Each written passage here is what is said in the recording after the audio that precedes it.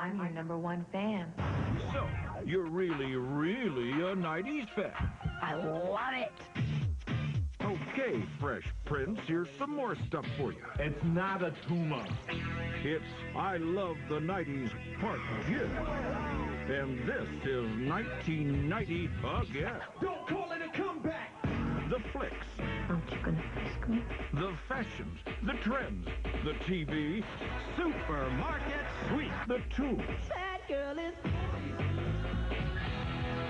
A totally sweet year that gave us even more burning questions. Do you like my big booty? Did Kathy Bates set a new standard in stalking? It's for the best. Hey, please! See how women's brains can be dangerous? Should cop rock be considered cruel and unusual punishment? Big screen, color TV, remote control to turn it on. Sure, you can bust a criminal, but can you do it bossy? And why save the dolphins, but give tuna the shaft? Tuna is a useless animal. The tuna. The answers to those questions, plus Nelson makes us question our sexuality. I can't live without your love and affection. God, they're cute. They were hot. Does that make me a lesbian? Because you still love the 90s. Because you're still trying to learn how to Vogue. Admit it. What are the Caucasians doing now? This is 1990, Part G. 90s back. All right. Break it down.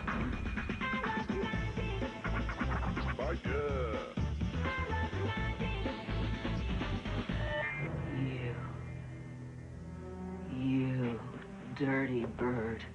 How could you? Misery is one of those movies still when it comes on today, like you can't not watch it. That movie was scary. Kathy Bates as a stalking psycho gets my vote. I love it. Author Paul Sheldon is traveling somewhere in a snowy mountain, crashes his car, gets rescued by his biggest fan. I'm the #1 fan. He figures out pretty quickly that Annie is, not cooking on all burners. In the bank, do I tell Mrs. Bollinger, oh, here's one big bastard of a check. Give me some of your money? There, look there. See what you made me do? She's just cuckoo-cuckoo-cuckooey in the head. You just better start showing me a little more appreciation around here, Mr. Man. I loved Kathy Bates in Misery. Kathy Bates walked away with the Oscar nomination. That's true. And the win. She's like the perfect stalker / groupie / evil woman on earth. Welcome to the jungle. We got fun and games. The absolute creepiest moment in Misery, and possibly the creepiest moment of all time, is when he gets hobbled. She takes a big giant block of wood and puts it between his legs. Please don't do it. Shh, darling. Trust me. God's sake. It's for the best. Hey, please! Not cool. Just one more. Don't. Wow, and nobody else remembers nothing from that movie but going, son of a bitch! See how women's brains can be dangerous? Yo, that bitch was crazy, man.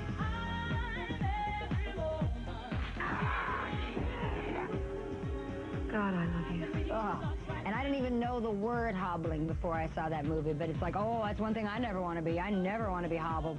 No way. I mean, it would be impossible to see Kathy Bates, like, in a social setting and not be like, you know what I mean, for just a second. Can we pretend this never happened? As if. My favorite TV event of 1990 was Supermarket Sweep, which was inspired by the blackouts of the late 70s. It's like a mini riot. What if you didn't have to pay for anything? Woo! You grab a shopping cart and you run through the store and you grab as many expensive items as you can. I just absolutely loved watching that show and could not turn my head away. It was like rubbernecking more than watching. They have 3 contestants that are paired off. Tracy's my younger brother. And the guests were always pals of some sort, you know. They all got to wear same color sweatshirts. Because when you're running around a supermarket looting it, you want to know who your allies are. You like to answer a bunch of questions that were food related. If it's a good idea to be very careful of what you say, then you're minding your blank and cues. Lori. English? They'd have mixed up letters, and you'd have to say what the word was. S. HWP. Miracle Whip! And that gets you 10 extra seconds to go run through the supermarket and grab giant hams. Go! That was the first rule of Supermarket Sweep. If you want to max out your space per dollar differential, you get yourself a nice piece of ham. She's got her eye on our large Farmer John hams, and into her cart they go. And then you grab a wheel of cheese. That's the mark of a champ, all right. She stops in the deli section and shops for cheese. Meat, medicine, and diapers. That was like the big 3. Oh, if I'd been on that show. I get little roasted peppers, a jar of capers, and some whole wheat rolls. You know, I wouldn't make a dime on that thing. I think I only would have gone for like the Goya sections, you know, the black beans, the red beans, the yellow rice, you know, the sazon and the sofrito bit. That stuff will last you forever. Sure, it may look like hard work, but you know what? It's a lot of fun, too. Big Pick.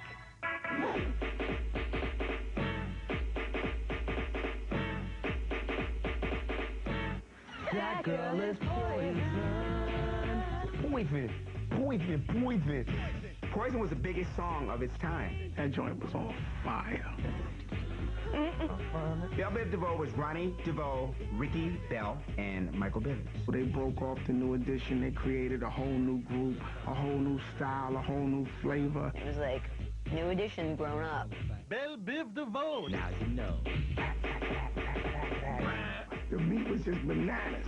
That was about a girl who's bad news. I mean, she's poison. That's me. They was thinking about me. If I were you, I'd take precaution. They could get you, like a snake.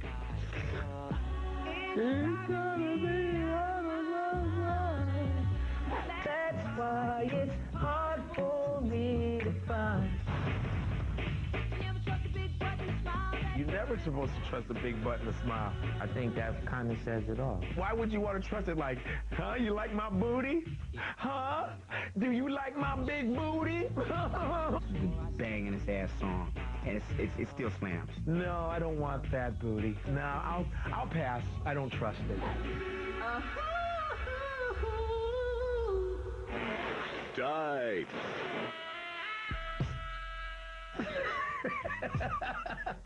Fanny packs.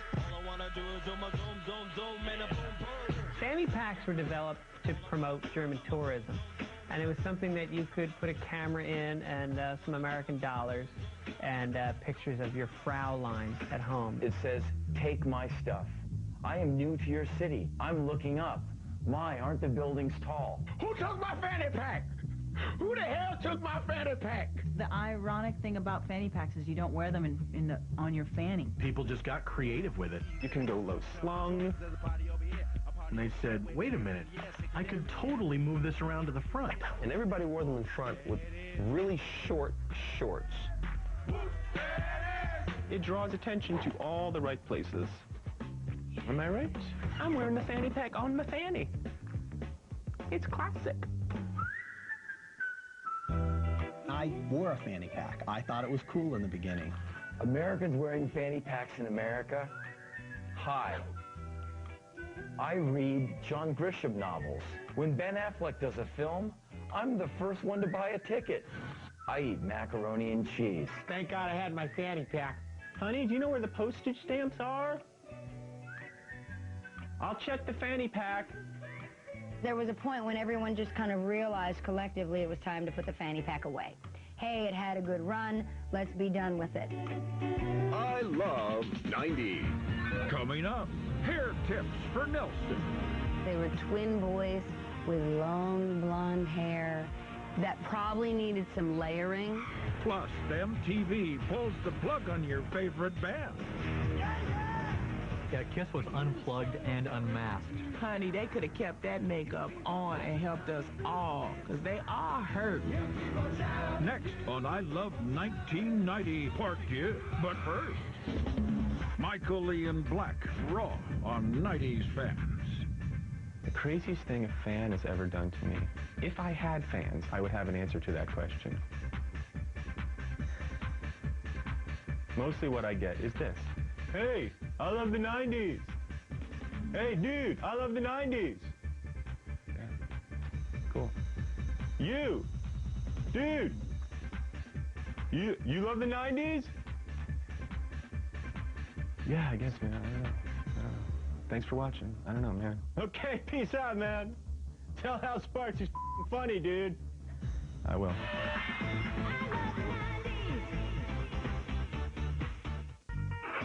Ben Stein, Pimpus Tracks of 90. Holla, Ben Stein is in the hizzy, yo, here to deliver the Pimpus Tracks of 1990. 911 is a joke by Get Up, Get Down, Public Enemy. Get down. 911 is joking, no town. 100 Miles and Running by NWA. The Police.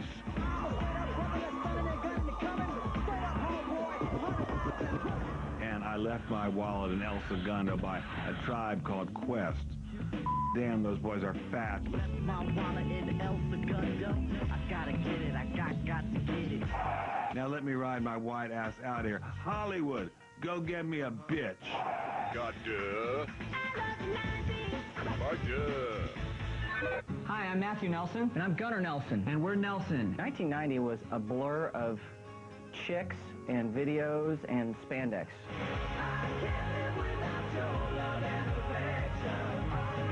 Do we remember the Nelson twins? Yes. Gunnar and Matthew. Hot. God, they're cute. They were hot. Nelson was hot. Does that make me a lesbian? You could have easily slapped a bikini on him and you could have got it confused. They were twin boys with long blonde hair. Flaxen, beautiful, shiny, silky hair. That probably needed some layering because they are very long, and so I think a hair cutter might say you want to layer it because we want to get more width. The Nelson twins rule. Were they twins? They were identical. If it wasn't for the bangs, you would think they were the same. Matthew had the bangs. Gunnar was one length. Hey, Mike, what do you call Gunnar without Matthew? I don't know. Half Nelson. Whoa, whoa! And only after the rain.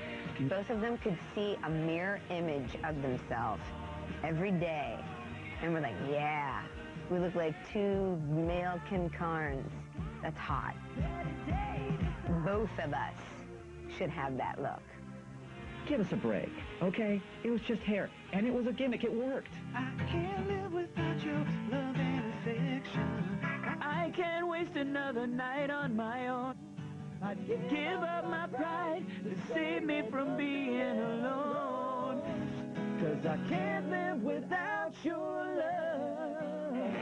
Trippin'. Party's over, we can get together. Go to my house and forever. Two Live Crew, as nasty as they want to be, was the introduction of porn meets rap, and that was the best thing that's ever happened to society. They were just filthy, gutter-mouthed bastards, and I loved it. I was not a fan of Two Live Crew. They weren't cute. They didn't dress right, and they looked like they stink. Well, they were Two Live Crewed.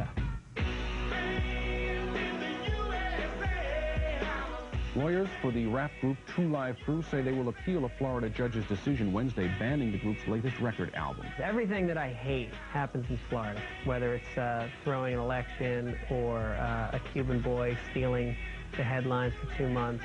It's an appendage. Clip it, push it off into the Caribbean. I'm done. I don't want Florida anymore. Check this out. When we were selling records to black people, it wasn't no problem. When we started selling records to the white side, then that's when the problem came in. We don't want the children to hear how you're gonna suck it or how you're gonna it.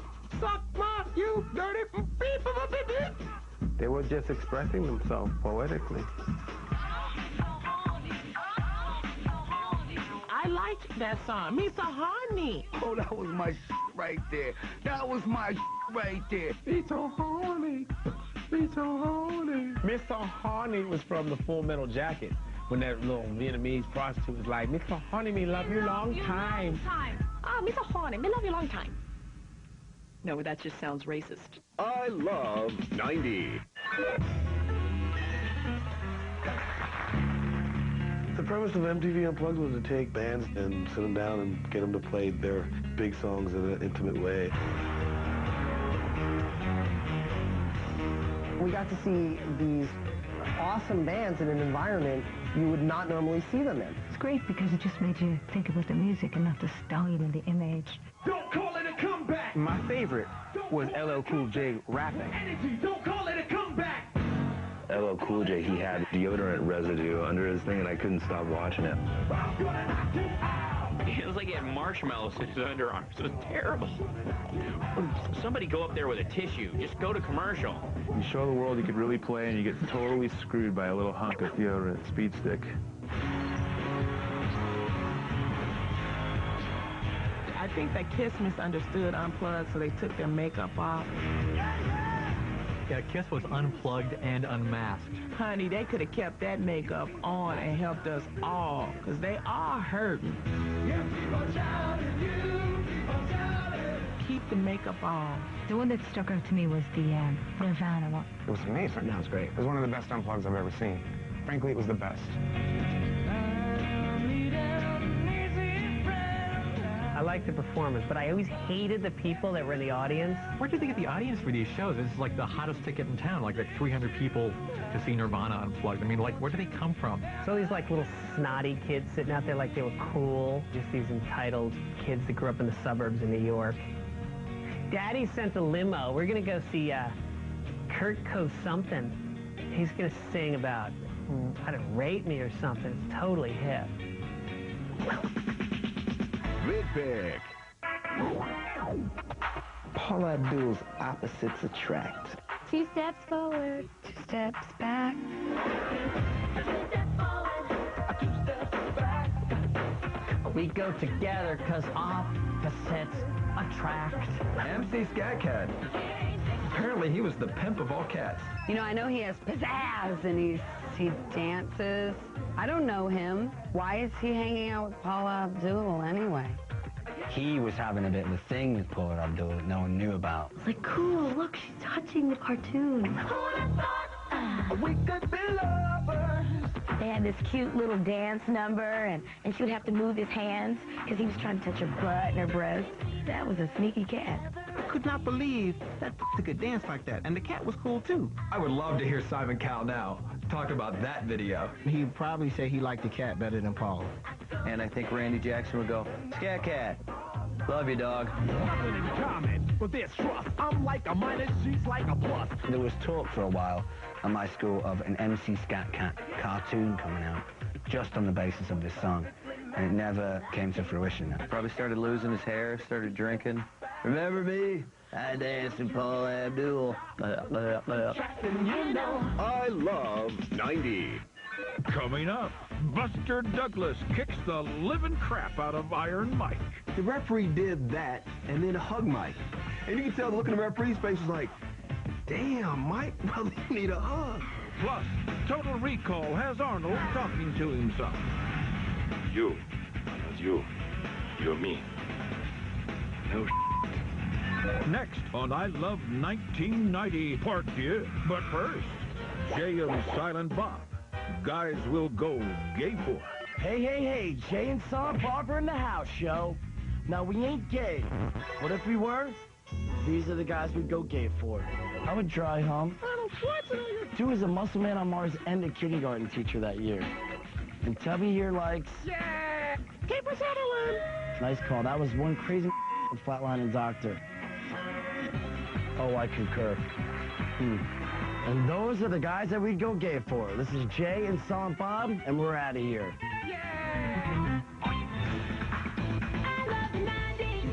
Part 2. Hello and welcome to Booty Phone. You you have selected the Slow Jams of 1990, also known as the best songs to put on while you're knocking boots. Rated R. Please select one of the following options. 4, Come Back to Me, Janet Jackson. Press 1 now. 4, Close to You, Maxi Priest. Press 2 now. 4, All I Want to Do Is Make Love to You, Heart. Press 3 now. If you know the name of the slow jam you want to knock boots to, then put it on and remove your pants. Once again, thank you for calling Booty Phone.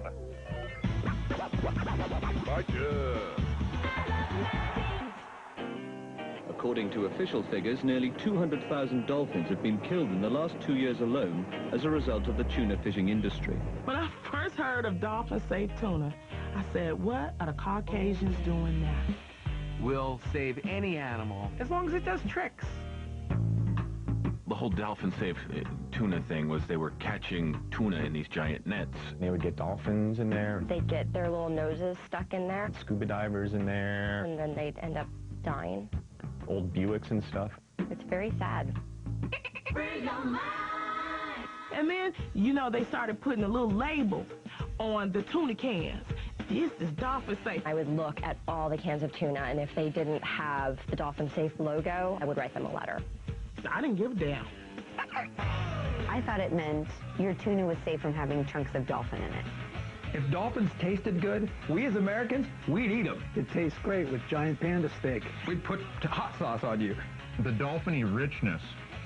That's good dolphin. It's not what it meant. Dolphin safe means you can have sex with a dolphin and not catch a disease. Flipper, I just met her. The dolphins were getting hurt opening the cans because they don't have thumbs. No bones. Dolphin safe tuna was great for everybody except for the tuna. Poor tunas, at the end of the day, still end up in the can, mashed to buggery. Tuna is a useless animal. You never see a tuna balance something on his nose or do flips or talk to you. Hi, I love you. Tuna, they're fish. They suck. The tuna. Duh. In 1990, Buster Douglas fought Mike Tyson for the heavyweight championship of the world and knocked him on his ass. A lot of people were saying it was like the biggest shocker since the Miracle on Ice 10 years before.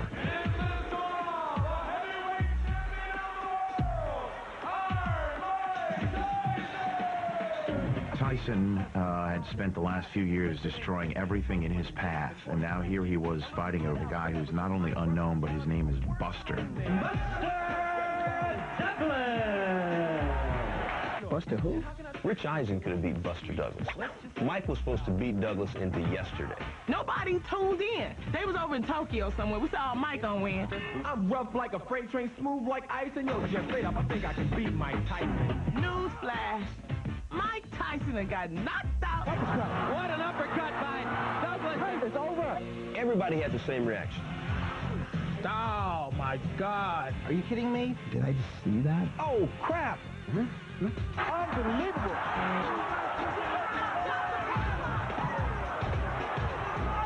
I saw Michael falling, like, Mike's jaw just... Now, that was mind-blowing. It was a surprise to me and to my wallet. No one is supposed to knock Mike Tyson out. To watch Tyson crawling around like a baby with the... Tyson with his mouthpiece half out. And like the referee did that and then hugged Mike.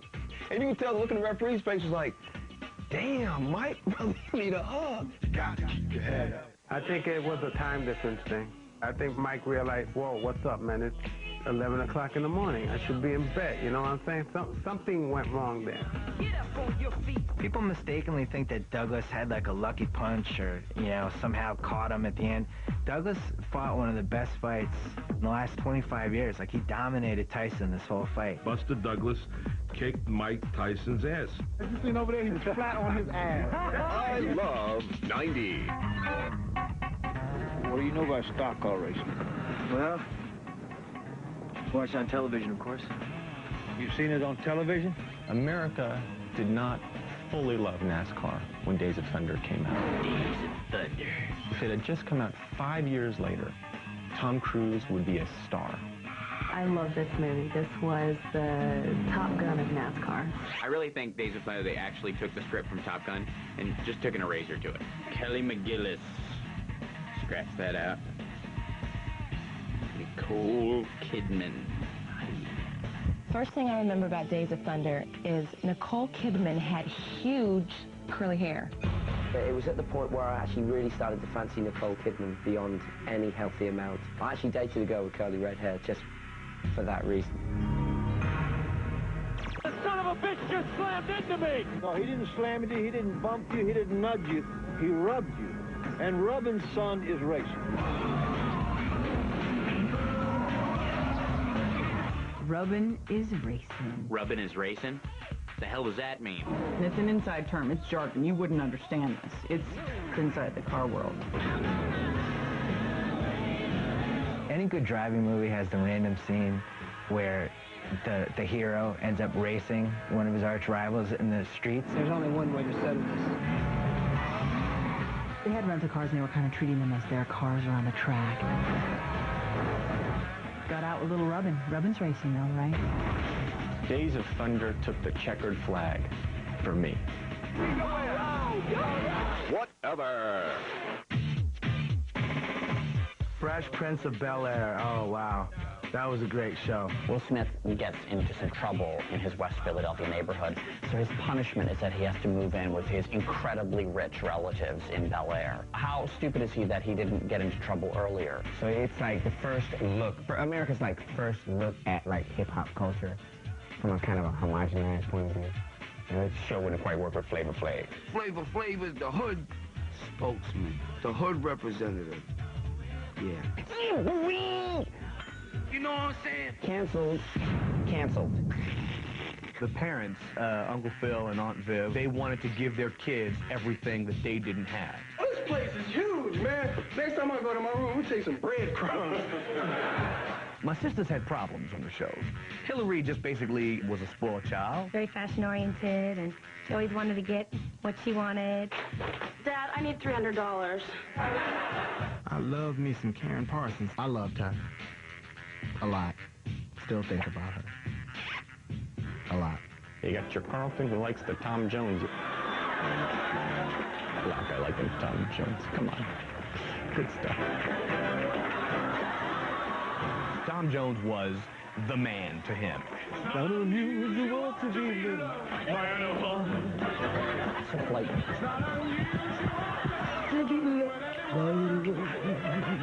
I gotta give credit where credit is due. That dance is actually Courtney Cox's dance. Courtney Cox did that dance in the Bruce Springsteen video, so I just stole it. I don't think I've ever attempted to do the Carlton dance. I don't think I ever will attempt to do the Carlton dance. And I hope no one ever asks me to do the Carlton dance. It's not unusual to see me cry. I love 90. Coming up. Madonna takes on Dick. There was this sultry ingenue played by Madonna, who at the time was Warren Beatty, the director. Plus, the unveiling of the Mac Borscht. So Moscow finally gets the McDonald's in 1990. After that was when they got their first fat person. Next on I Love 1990 Part 2. But first, Andrea's 90210 Lost Diary. Dear Diary, October 4th, 1990.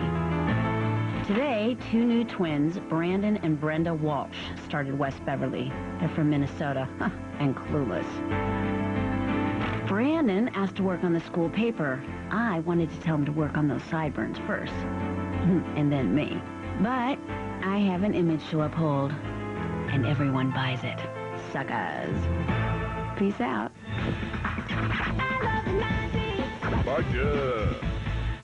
The college radio cut of 1990. Hey, straight out of the OC, it's lit here with the college radio cut of 1990. The Summer by Yola Tango. Till the summer comes and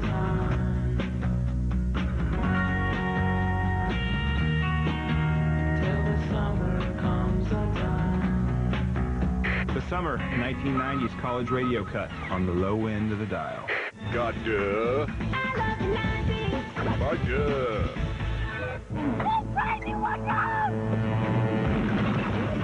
Dick Tracy was the comic book put on screen, and Warren Beatty plays Dick Tracy. It felt a little bit like we were scraping the bottom of the barrel with Dick Tracy.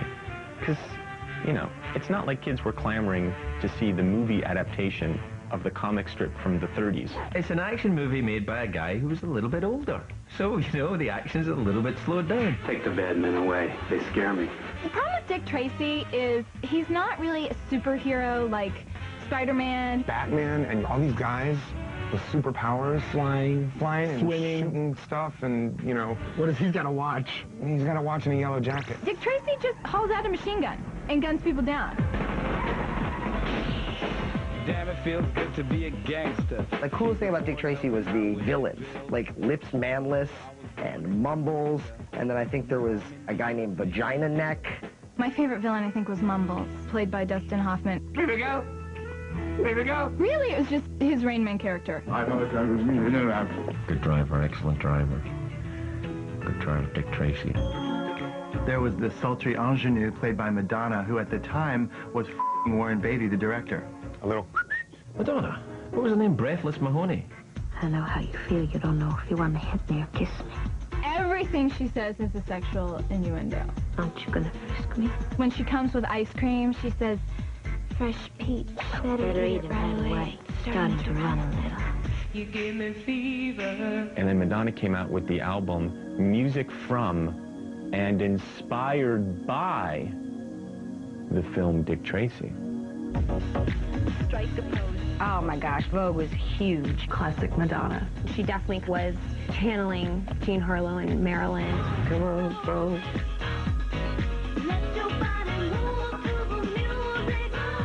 Bring this, bring plenty of attitude, or get the hell out. Did I f*** up my hair? I always thought voguing was kind of like face kung fu. Little fights. Greta Garbo, Anne Monroe, Dietrich and DiMaggio. Marlon Brando, Jimmy Dean. On the cover of a magazine. That's all I remember. Somebody gave Good faith. Oh, Rita Hayworth gave good faith. Rita Hayworth gave good faith. Gave good faith. It sort of gave everyone license to dance like an idiot. It was huge. Mothers knew about Vogue. Everybody knew how to Vogue. Don't just stand there. Let's get to it. Strike a pose. There's nothing to it. Vogue, Vogue, Vogue. News break. In Moscow, today the city's first and the world's largest McDonald's opened its doors. Burgers and fries, cherry pie. So Moscow finally gets a McDonald's in 1990. The great Soviet meat burger speeds through the fast food restaurant to the glory of the Union. After that was when they got their first fat person. You know those Russians, they love their burgers. Love the burgers. Thousands of customers waited hours to order their Big Macs. 30,000 people lined up on the first day of the McDonald's in Russia. Really? To eat McDonald's? They like standing in really long lines, like for bread and toilet paper. I am your burger man. Reagan's job was done. He stopped the Cold War and stopped cold fast food. I don't think any of us can forget Ronald Reagan's speech where he said, Mr. Gorbachev, tear down this wall. and put up those arches. People want to credit Ronald Reagan for the fall of the Soviet Union. I think it was Ronald McDonald and the McFish sandwich. The best part of the whole McDonald's in Moscow thing was that it gave Yakov Smirnoff like 5 more minutes of material. In Russia, we don't have Happy Meals, we have unhappy meals. What do you mean milkshake doesn't make me drunk? Where's Burger King? Are they coming? But I'll tell you what, there are a hell of a lot of great-looking Russian girls. I have a website that I go to. There's some really amazing Russian girls on it. I love 90. That's the difference between you and me. I want what I want. Cop rock. Yeah. Big screen, color TV, remote control to turn it on. You take the two things Americans love most, police work, and combine that with Broadway melodies. A VCR, one for you and me. They got a water fountain in the John. I happen to think Cock Rock is one of the finest television shows in the history of television. It could win the Emmy, it could win the Tony. Sure, you can bust a criminal, but can you do it bossy? What's the matter with you, son? You were told to be quiet. Because your son, he's not your dad, he's just a dumb white cop, and you made him mad. Come on, singing cops. You ever heard a cop sing? You on the river, I have the right, you have the right to remain silent. You're going downtown this time, punk. You're going downtown this time, punk. Can I call my lawyer? You twerp, you perp, come with me. To jail, no bail. I'll take the fare. Has the jury reached a verdict? We have, Your Honor. I love the first episode, the jury, one where they say he's guilty. Hit it. He's guilty, Judge, he's guilty. You could see it in his eyes. When I had jury duty, I kept praying that the jury would start singing. Oh, so boring. And we'd like to thank you. I think it lasted about 5 episodes, but I was glued to the TV for every single one of them. I dreamed that it would last. Couldn't get the rest of the country to dream in the same direction. They started being self-conscious about it in a good way, like making fun of themselves. I can't believe they cancel us. Yeah, no. I got to sing one song. And somebody says, I guess it ain't really over till the fat lady sings. and then like the walls come down, and some big, huge fat lady gets lowered down on a swing. It could have worked if, you know, the world was different and, you know, black was white and up was down. Oh, snap. Who is this? Why don't you guess? 555-1482. How's that? Close enough? Caller ID. The best invention since sliced bread. Did NASA come up with this? Probably the most important technological advance of all time. Why? Because when someone calls, you know who it is. The original caller ID was always your little brother or sister. Well, pick it up. Ask who it is. Ask who it is. Caller ID freed up a lot of people from friendships and family members that they no longer wanted to deal with. You could avoid calls from the ex-girlfriend. That screwed me up. Because then you couldn't call and hang up on anybody. You can't be anonymous anymore. You can't stalk a chick like you used to be able to.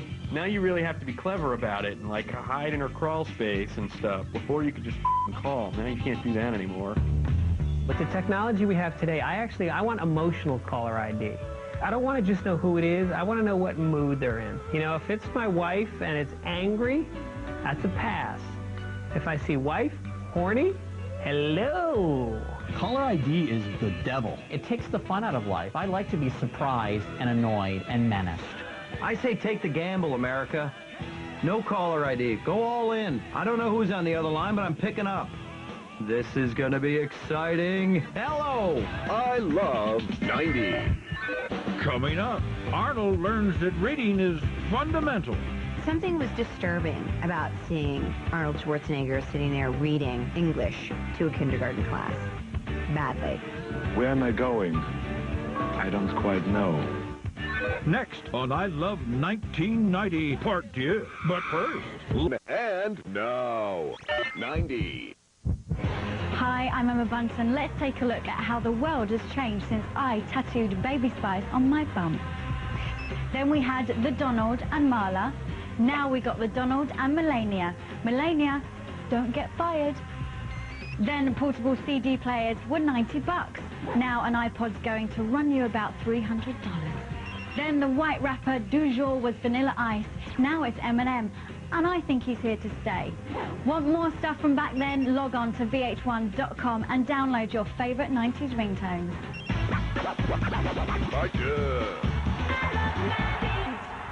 Good afternoon. Welcome to Recall. Douglas Quaid, I have an appointment. Total Recall was just a big pulsating package of awesomeness. Amazing. Awesome. That was the Mars? Come on! Who doesn't love Mars? Mike, I think you got something in your nose. What? What is it? Could be a tracking device. No, it's just a booger. You broke my cover! They shoot you all! What are you talking about? Is he really an agent, or is it just the implant they gave him? Is it a dream? Is it reality? We don't know. I don't know what the that movie was about, but it was good. You, and you and me. No I think Arnold did some of his finest acting when he was the big fat woman. He should have been nominated for an Oscar for that. But I just couldn't help but imagine that the breakdown for that poor actress had to say, we're looking for an actress so large that Schwarzenegger could conceivably fit in you. She's real. There was a little cat that looked like Yoda that was coming out of some dude's chest. Wait. That was ugly. Open your mind. That dude looked like a wart with eyes. My favorite thing is the end, where his eyes are bugging out of his head because the atmosphere is normalizing. He's going... I have to hand it to you. It's the best mind yet. The great thing about 1990 was we saw both sides of Arnold Schwarzenegger. The tough side in Total Recall, and we saw the hilariously comedic side in Kindergarten Cop. Eat other people's lunches? Stop it! He's the Mr. Olympia of laughs. No, I'm not. Arnold Schwarzenegger, basically, he becomes the kindergarten cop because he's a cop, but he's also teaching kindergarten, hence the name of the movie.